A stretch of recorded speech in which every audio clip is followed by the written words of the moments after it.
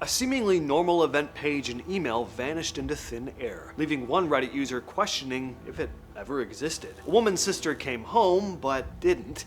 And deep in top-secret government files, AATIP wasn't just tracking UFOs, they were probing wormholes, extra dimensions, and technology that could bend space, time, and maybe even reality itself. These are disturbing signs we may be living in multiple universes at once. Has anything like this ever happened to you? Reddit user Adaigo Allegro wrote about how she got what looked like a legit email from a foundation she trusted, advertising a psychic conference in Charlottesville, Virginia. Since both her sisters lived there, she thought it would be perfect. She even told herself she'd pay for everything and turn it into a sisters reunion. She clicked the link, read through the whole website, and was sold on it. She then forwarded the email to both sisters, laying out the plan. A week passed, neither sister responded. When she finally brought it up to one of them, being like, why haven't you responded to my email? The sister just had no idea what she was talking about. She hadn't gotten an email. Allegro checked her drafts and sent folders. She searched her inbox for the original email. It was gone. She also looked at her browser history, but there was no trace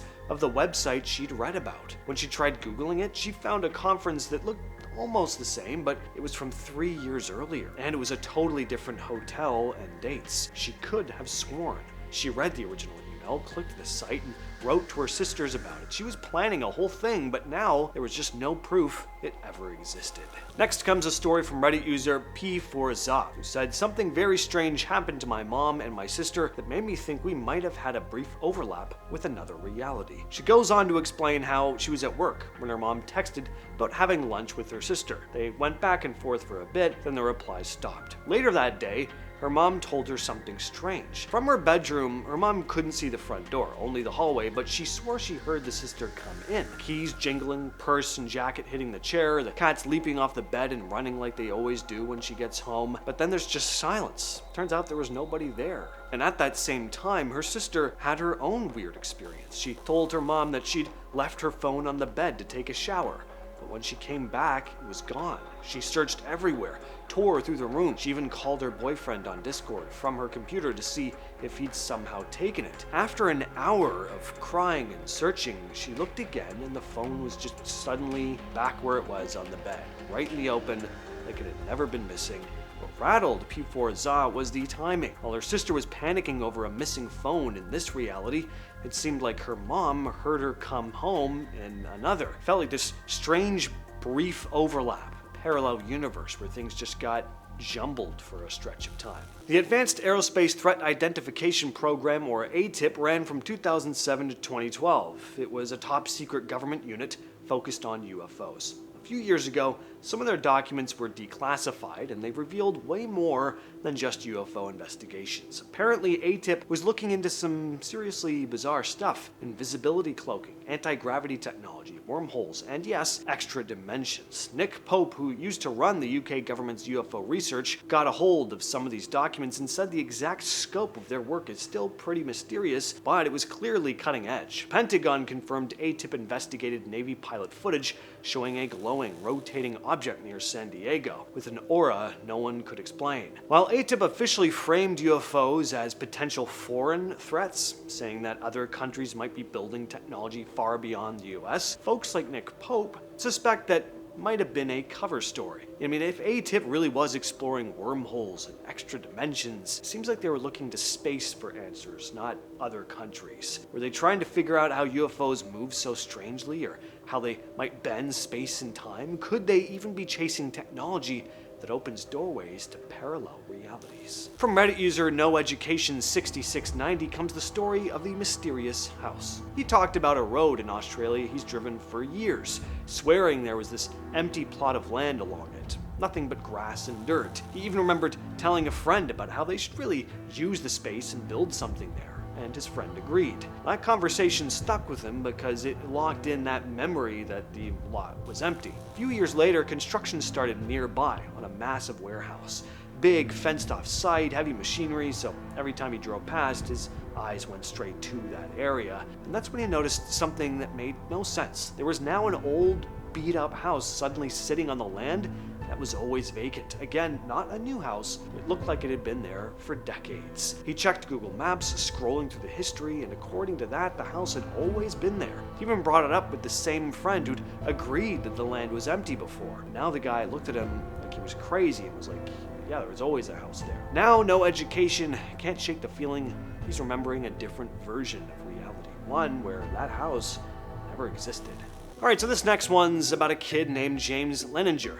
When he was just 2 years old, he started waking up from horrible nightmares, screaming about plane crashes and fires. During the day, it got even stranger. He started pointing out specific aircraft parts, using words like drop tanks and corsairs, stuff most adults wouldn't even know about, let alone a 2-year-old. James also kept insisting he'd flown off a ship called the Natoma, and that his name had also been James. His parents eventually did some digging and found out that the USS Natoma Bay was a real World War II aircraft carrier. On its roster was a pilot named James Houston Jr., who died in combat when his plane exploded. That matched up perfectly with the nightmares their son kept having. James also named another pilot from that crew who was still alive.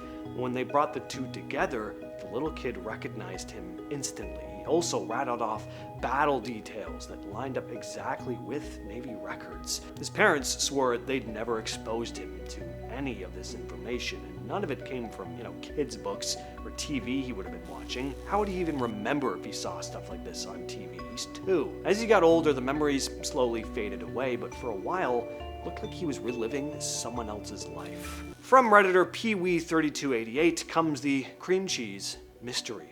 See, his fridge broke down, so he had to swap everything into a new one. Around that time, he'd been craving bagels with cream cheese. He bought frozen bagels from the grocery store, then picked up cream cheese at the same time. Fast forward, now at this point, he's got a new fridge. He thaws a bagel, goes to grab the cream cheese he bought, and it's nowhere to be found. He tore through the new fridge twice, checked receipts to confirm that he actually bought it, and finally figured, he must have just left it behind at the store. 2 days later, he stops for groceries again, grabs another tub of cream cheese, but when he gets home, the original cream cheese is just sitting there in the fridge like it had been there all along. So now he's got 2 tubs and no idea how the first one disappeared and seemingly reappeared. Ever had the uncanny feeling when hanging out with your friends that someone is missing? Reddit user Mr. Massachusetts has. He'd taken a long weekend fishing trip with 4 lifelong friends, all in their 50s, staying at his boss's house like they always did. At first, it was the usual eating, drinking, fishing, some poker, but early the first night, he kept getting this weird, nagging feeling that someone was missing. Glance around, count heads, 5 every time, but he couldn't shake the feeling. And by night 2, he finally decided to bring it up. One friend went pale and said he'd felt the same thing all weekend. Another admitted he'd been counting heads too. None of them were religious or really into paranormal stuff, but they wondered if maybe, a deceased buddy of theirs or their dead fathers were hovering around. But Mr. Massachusetts, who doesn't believe in an afterlife, brought up the simulation theory, half joking that the system had briefly removed one of them. His friends thought that was even more ridiculous than ghosts, so they just kind of left baffled, trying to make sense of this shared, inexplicable feeling.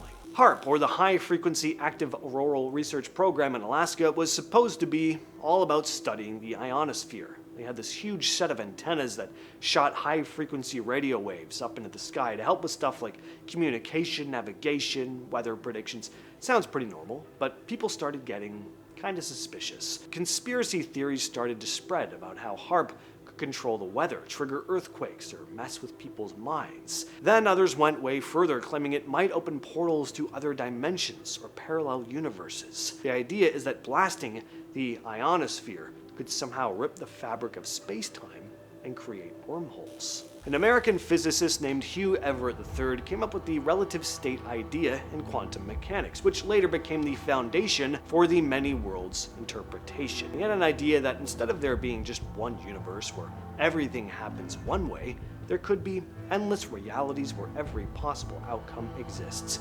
Every choice, every event, every what if might actually play out somewhere. Interestingly, this idea kind of does fit with the way we've learned about the universe over time. We used to think the universe revolved around the Earth, then realized it doesn't even revolve around our solar system. There's just so much that is so beyond our comprehension. thinking about multiple realities, it's just another step, a logical extension of understanding just how massive and complex existence really is. I've been your host, James, and I'll catch you, yes, you specifically, next time.